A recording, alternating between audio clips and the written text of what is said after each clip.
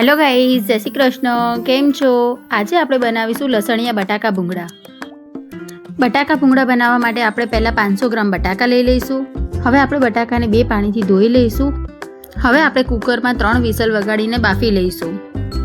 હવે આપણા બટાકા બફાઈ ગયા છે। હવે ઠંડા થાય એટલે આપણે છોલી લઈશું। હવે આપણે એક કઢાઈ લઈ લઈશું। કઢાઈમાં તેલ ગરમ કરવા મૂકીશું।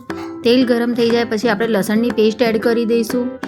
1 ચમચી જીરા પાવડર એડ કરી દઈશું। 1 ચમચી ધાણા પાવડર એડ કરી દઈશું। 1 ચમચી કાશ્મીરી મરચું એડ કરી દઈશું। 1 ચમચી મીઠું એડ કરી દઈશું। હવે આપણે જે બાફીને બટેકા રાખ્યા હતા એ એડ કરી દઈશું। હવે એકવાર આપણે હલાવી લઈશું। હવે 2 થી 3 મિનિટ માટે આપણે શેકાવા દઈશું। હવે આપણા બટાકા શેકાઈ ગયા છે। હવે આપણે 1 ચમચી આમચૂર પાવડર એડ કરી દઈશું। હવે આપણે ઝીણી સમારેલી કોથમીર એડ કરી દઈશું। એકવાર આપણે હલાવી લઈશું।